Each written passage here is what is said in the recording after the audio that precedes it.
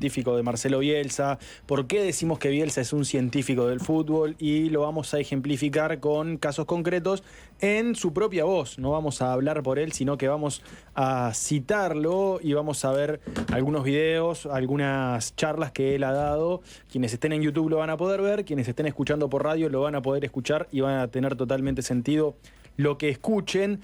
El método científico, para empezar, es un método en el que uno puede lograr construir verdades. Por supuesto que es un método que cuando se habla de construir verdades no se está hablando de la verdad absoluta, no se está hablando de que esas verdades no puedan ser superadas, se está hablando de que son verdades. Mientras no sean falseadas, rigen como verdad. Hay un montón de discusiones en torno a esto, creo que estamos en una época histórica hermosa para discutirlo.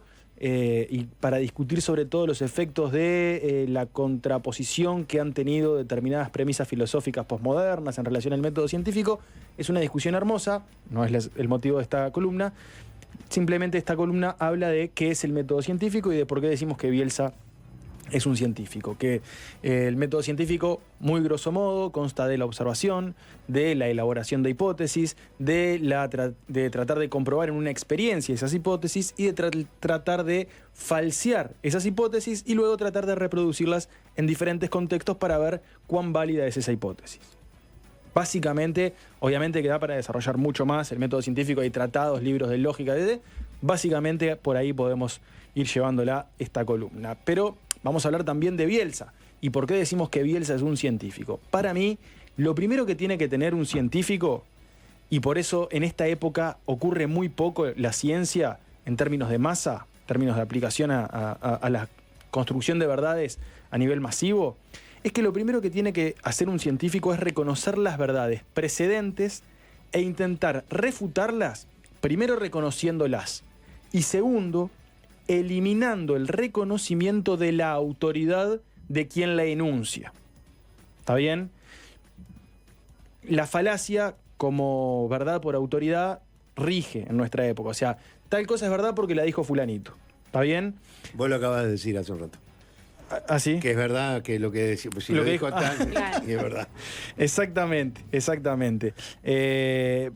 Aristóteles decía, yo soy amigo de Platón, pero más amigo soy de la verdad.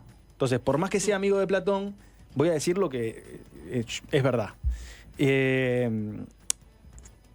Entonces, esto lo dice Bielsa en relación a cómo entiende él la polifuncionalidad en el fútbol y a qué amigo, quién sería el Platón de esta frase, alguien que es idolatrado por Bielsa, que es César Luis Menotti. Dentro del terreno provoca que los 10 futbolistas de campo tengan, además de su puesto original, otros 3 alternativos. Esto, yo tengo una profunda admiración por Menotti. Estoy seguro que me costaría mucho convencerlo de que esto es necesario y es cierto. Él dijo una frase muy famosa, que es cada cosa en su lugar. La cocina en la cocina, el lavatorio en el baño, y esto es un poco lo contrario.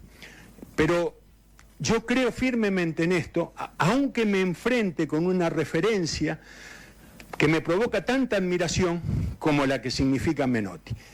Es decir, cuando uno propone una idea, tiene que estar muy seguro qué piensan los que opinan lo contrario de lo que uno dice.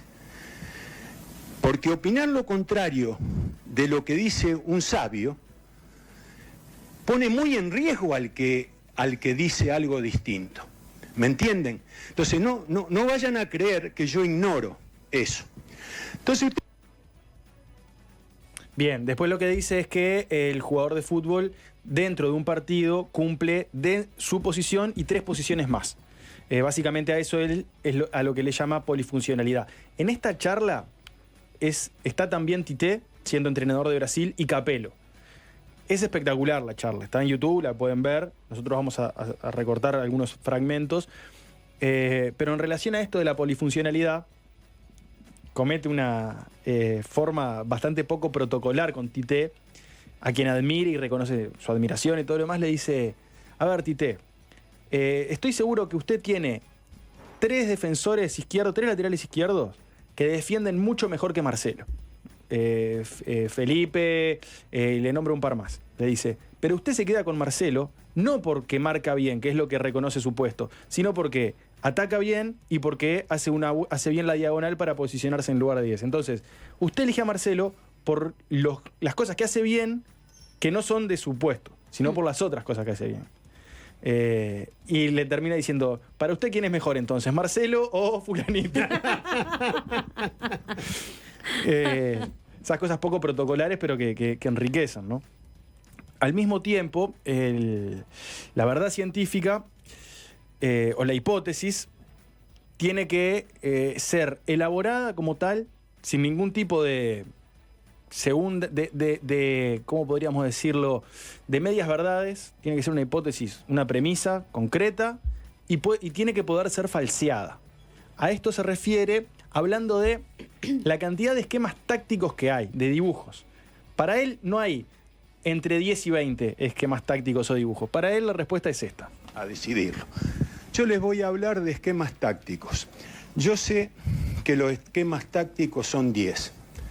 No hay más que 10 esquemas tácticos en el fútbol. ¿Por qué sé que son 10? Yo hace 30 años que veo fútbol y siempre lo he visto con colaboradores. Disculpen la frase, todos los entrenadores hemos visto muchos partidos. Yo lo hice con un método. Siempre registro cómo están parados los equipos. Como he visto 50.000 partidos en los últimos 40 años, yo sé que los esquemas tácticos son 10. No son más que 10. De algún modo lo puedo demostrar. Pero no tiene importancia. Ahí está, ¿no? Observación. Él dice la cantidad, exagera con la cantidad de partidos, lo dice como un ejemplo. Y después dice, lo puedo demostrar. Es decir, la posibilidad de que esto que él dice sea falseado. Toda la conferencia se basa en él demostrando esos 10 esquemas. Él lo que tiene como paréntesis a esto es que habla de esquemas de la desesperación, que es a lo que él le llama a cuando un equipo tiene que defenderse, tiene que defender un resultado, entonces de repente pone una línea de 6, que él dice no son esquemas con los que un equipo salga a jugar, sino que son esquemas de desesperación, o que quede defendiendo con 1 o 2 y salga a atacar con 8. Claro. Dice, eso no son esquemas, son cosas de desesperación. Hasta ahí venimos siguiendo un científico. Después de esto, hace algo que a mí me parece espectacular, y es que se ubica más allá de sí mismo, incluso durante la conferencia, y reconoce a quienes lo escuchan. ¿De qué modo? Hace como una especie de metaconferencia, sale del relato para observar algo que él hizo mal en el relato, todo al mismo tiempo. Y lo hace con una anécdota de Basile en relación a los esquemas. Una frase muy famosa que tiene el Coco Basile en relación a los dibujos. Así lo dice Marcelo Bielsa. Lo decía con una sabiduría muy grande. Yo a los jugadores los pongo donde creo que es lo mejor, pero ellos se mueven, decía él, como diciendo, bueno, ¿qué va a hacer? No, yo no puedo hacerme cargo de que no se muevan. Normalmente debería haber generado una sonrisa que no provoque, por lo cual quiere decir que no lo conté lo suficientemente bien, porque lo que los cuentan bien a esto provocan que se rían. Tipo analiza hasta lo que está pasando. Esto no lo debo haber hecho bien en el propio momento que lo está diciendo. Es una cosa espectacular. Acá lo que nos va a hablar es de las formas de desmarcarse que tiene un jugador de fútbol dentro de la cancha. Esta es otra aplicación del método. Más allá de lo que nosotros estamos viendo acerca de cómo él utiliza el método científico, también son interesantes los conceptos futbolísticos que él desliza, y sobre todo para quienes les guste la táctica o les gusta el análisis deportivo, son interesantes las cosas que él viene diciendo, ¿no? Por ejemplo, esta acerca de las formas que tiene de desmarcarse un futbolista. Ya lo vamos a tener en cualquier momento. Hay 5 maneras diferentes de desmarcar. Yo estoy seguro que son 5. Ni 6, ni 7, demarcación individual, no combinada. Ni 3. Ahora, ¿por qué son 5? Porque no encontré una diferente a estas 5. Entonces estoy seguro que son 5. Si alguien toma este trabajo, a lo mejor, por su capacidad, encuentra cosas que yo no alcancé a ver. Hasta ahí también abre la puerta de que, bueno, esto está abierto a que si alguien encuentra otra, se refute. Esta es otra conferencia que también está en YouTube. Es un poco molesta de escuchar porque tiene... el traductor. Sí. Pero bueno, con un poco de paciencia se logra escuchar y él ahí habla de las 5 formas de desmarcarse. A ver, para mí esto ha sido muy útil tenerlo en YouTube porque a la hora de analizar los partidos, viste que te apoyás mucho en escuchar estos videos. De repente leer un libro te lleva más tiempo, escuchar un video de 1 hora, sacás apuntes y está buenísimo. Y a quien no tenga que analizar los partidos, hasta para ver un partido enriquece mucho también. Lo ves con otra sensación. Luego de estas premisas que elabora, lleva a la práctica del entrenamiento de divisiones formativas el método y habla de cómo hay que aplicar esto a los jóvenes. Hay una diferencia que marca claramente aquí entre táctica o dibujo e idea, que es muy interesante porque a veces se mezclan en una visión de juego. ¿Cuál es la idea de un entrenador? Jugar con línea de 3. Bueno, él dice, eso no es la idea de un entrenador, que es algo parecido a lo que piensa Menotti al respecto, pero mejor escuchar a Marcelo Bielsa. Miren, un jugador en su etapa formativa juega 400 partidos. 200 oficiales y 200 entre semana. Quiere decir que tiene 400 veces la opción de desarrollar cultura táctica. Yo opino lo contrario de lo que escucho. Usted escucha, todos los equipos del club tienen que jugar con el mismo esquema. Y mi opinión es, todos los equipos del club, los equipos del fútbol formativo tienen que jugar 1 año cada esquema. 1 año 4-2-1-3 y la derivación en línea de 3, otro año otro año 1 por año, con la derivación. O 2 meses de los 10 de cada año, cada 2 meses cambiar el sistema. Porque estilo y modelo no es disposición táctica. El modelo de una institución no es el dibujo. El modelo de una institución es si la pelota va por arriba o por abajo, cómo se interpreta el reglamento, lo que dijo, por ejemplo, Tite del reglamento, nunca lo escuché, ese respeto por el reglamento. Hay un montón de aspectos, habría que desarrollarlo, que tienen que ver con el estilo. Pero, ¿por qué hay que, desde mi punto de vista, cambiar el sistema? Porque el jugador necesariamente juega en 3 puestos, aunque parta del natural. Y así cierra esta explicación. Pero usted fíjese que 6 segmentos de fútbol formal, repetidos 2 veces cada uno, son suficientes si se desea tanto componer como enfrentar los 10 sistemas reconocidos. Quiere decir que si usted hace una práctica de 60 minutos y cada 10 minutos cambia el diseño, en 2 prácticas de 60 minutos de fútbol, usted hizo pasar a los jugadores por los 10 esquemas. Y para eso tiene 5 años. Entonces la cultura táctica con la que llega un jugador al primer equipo no es lo mismo si se sometió a este proceso que si no se sometió. Esto es buenísimo también. Buenísimo. Es decir, viste que hay una cosa que es, bueno, el estilo de tal, y él lo que dice, no, lo mejor que puede pasarle a una institución y a los jugadores es que sepan jugar en todos los estilos y que puedan practicar en esos 3 puestos que hay, o que puedan jugar. Y está muy bien, es decir, comprender, eso te permite. Yo creo que los jugadores que recorrieron muchos equipos en muchos lugares del mundo, eso lo tienen, porque no necesitan hacer una práctica para aprender los movimientos, sino que alcanzan con que el entrenador le diga, vamos a hacer tal cosa, y lo hacen. Claro. Los grandes jugadores del mundo, el entrenador no los tiene que hacer practicar eso. Tal cual. De hecho, creo que los jugadores con muchos años de trayectoria han jugado tantos partidos que a la larga terminan comprendiendo funciones de otros puestos que no son el suyo, también. Pero no es lo mismo que lo haga un chiquilín que tiene 20 años. Sí, sí. Que llegar con ese conocimiento táctico a los 18, 20 años es una ventaja de algún modo.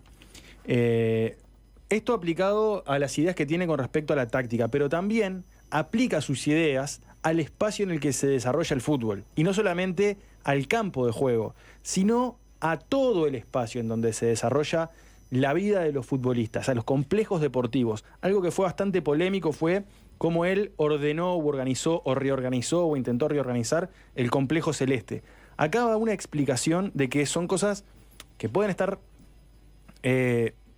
como es ciencia esto, puede ser refutado o no, pero por la metodología o el método que él utiliza, que es el método científico, yo creo que debe ser refutado dentro del campo de la ciencia, la forma en que él la ordena. Y vamos a ver ahora cómo el aspecto fundamental del espacio, que en este caso se refiere a la mejor ubicación de los diferentes lugares que componen un complejo deportivo, está también sometida al rigor científico en el análisis. Un gimnasio tiene que estar entre el campo de juego y el vestidor. ¿Para qué? Para que el jugador funcione así. Vestuario, gimnasio, campo de juego, gimnasio, vestuario. ¿Cómo lo aprendí yo a eso? Zanetti es un jugador que no se ha lesionado nunca en su vida. Y él siempre me decía, yo cuando salgo del vestuario paso por el gimnasio y hago una rutina de prevención de lesiones. Y cuando vuelvo del campo paso por el gimnasio y hago la misma rutina de prevención de lesiones.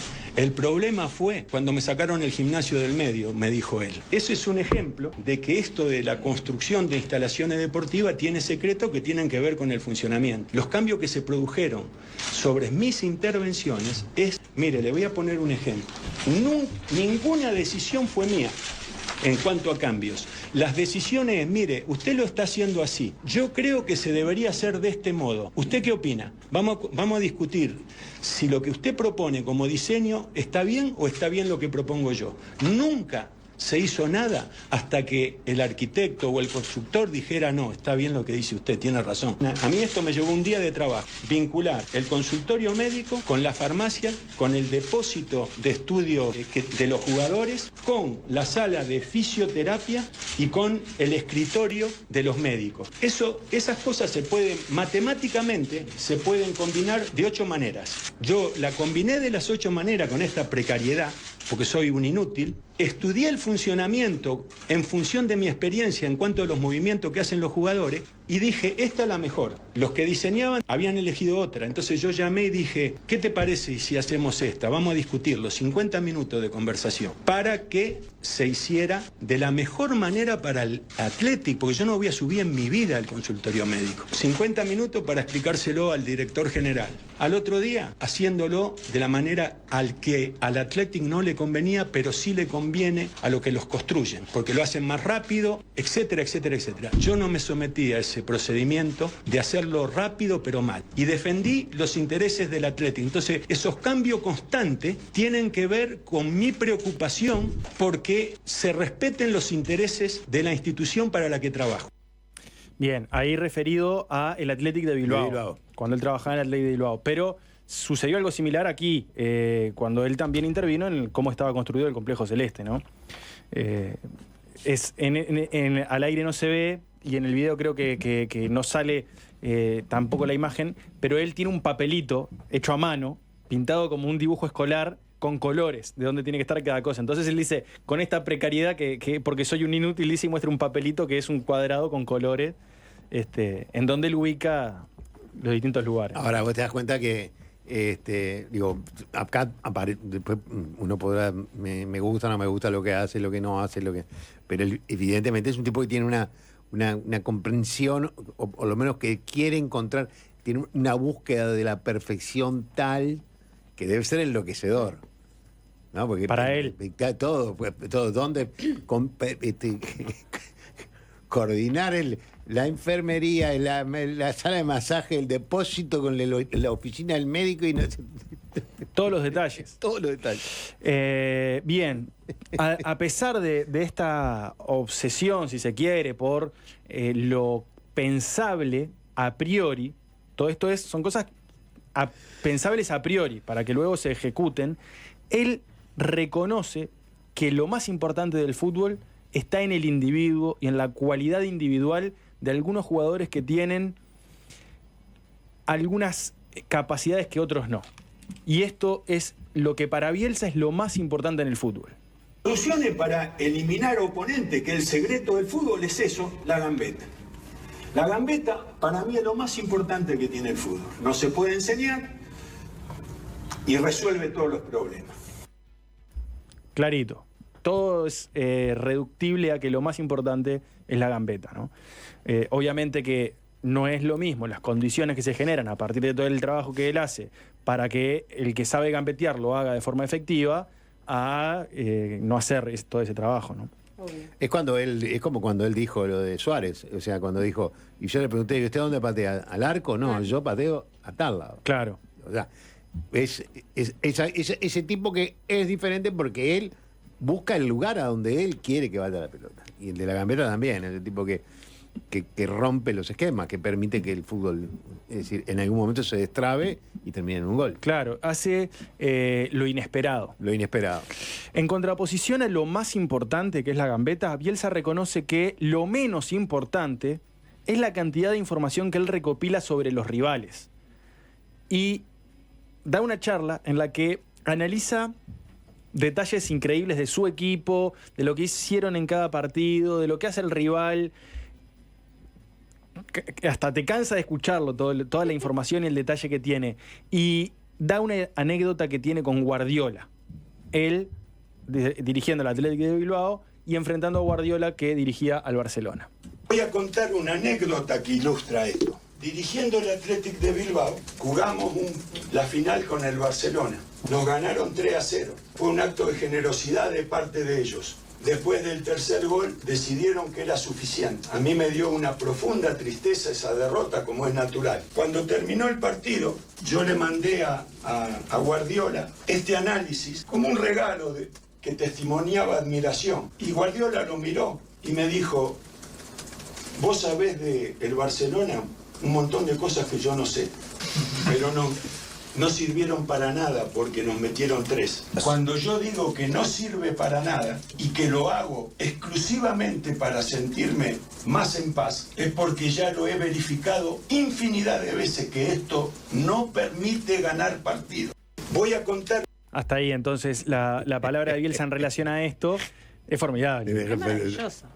Yo lo hago para sentirme más tranquilo, pero no sirve para nada. Igual lo hace y no es un trabajo que, como quien dice... Igual no es que no sirva para nada, ¿no? Él lo lleva a un punto de exageración. Claro, pero creo que a lo que se refiere es a siempre darle importancia a los individuos. Exactamente. A los jugadores. De hecho, me gustó cerrar con esto último que vamos a ver ahora, porque a veces a la ciencia se la tiene como algo frío, distante, ¿no? Como una cuestión donde se relaciona un sujeto con un objeto y no aparece el sentimiento, no aparece la pasión. Sin embargo, es algo que no es cierto, y más que nada en la ciencia aplicada a este terreno, que es el terreno futbolístico, a los deportes y al fútbol en particular, donde sucede con otros sujetos también y donde están mediadas las emociones y donde a quienes hay que convencer de que estas hipótesis son acertadas es a otras personas, y esas personas son los que van a ejecutar esa hipótesis. Entonces, él dice que eso no puede lograrse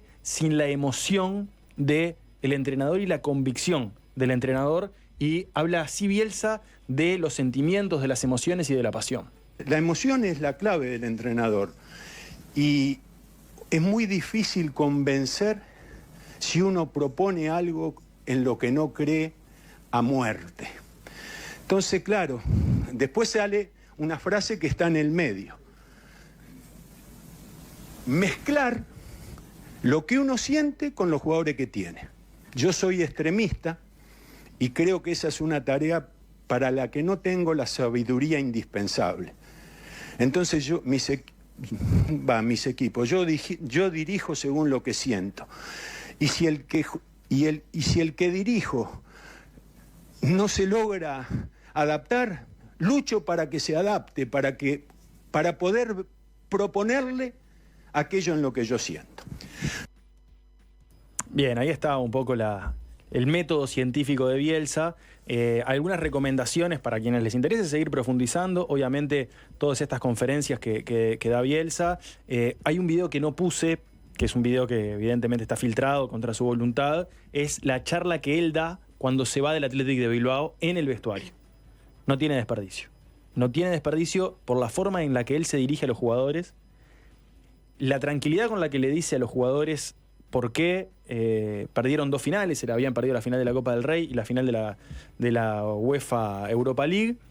y él dice que perdieron porque los jugadores más importantes con los que él se siente identificado, como Muniain, como Susaeta, no estuvieron en el partido. Pero la culpa es de él. Y hace 10 minutos de charla que es espectacular.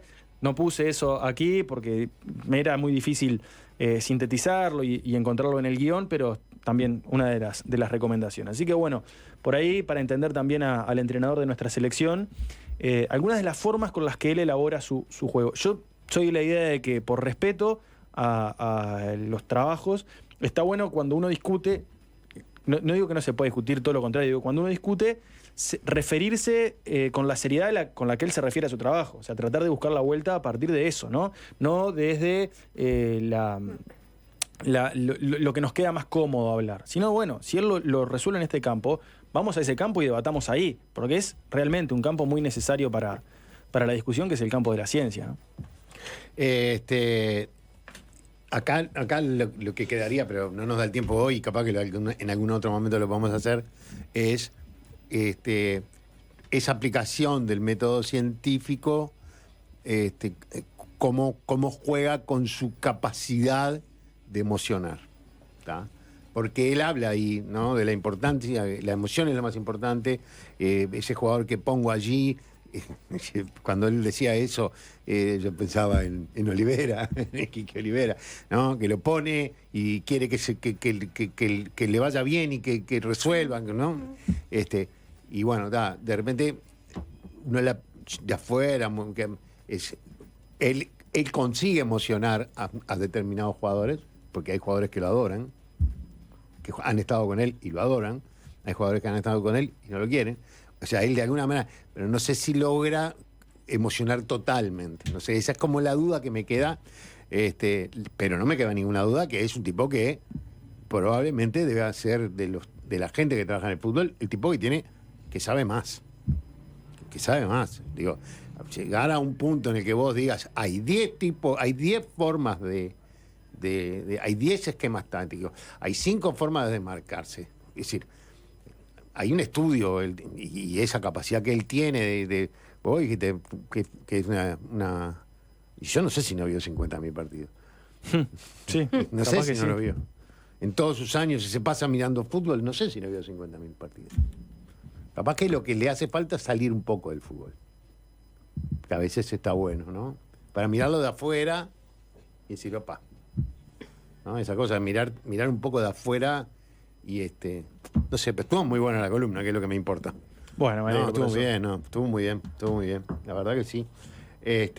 Muy buena la columna, dice, es tal cual el método científico, hasta en el caso que dice que si alguien encuentra alguna manera es válida, porque la ciencia es acumulativa. Si bien hay grandes hitos, la mayoría de las veces se avanza de a poquito y con el aporte de muchos. Una pila de mensajes. Dice, la teoría de Bielsa es extrapolable a lo que a veces la gente opina de los militares cuando ayudan en las inundaciones. Le dan para adelante cuando hacen una función que no es la suya. La de los polifuncionales. Es verdad, no es la suya. Marcelo en Brasil de Tite era como los militares. Exactamente, lo aplaudimos porque hace lo que no tiene que hacer. Claro. ¿No? Porque los militares no están para resolver los problemas de las inundaciones y de los incendios.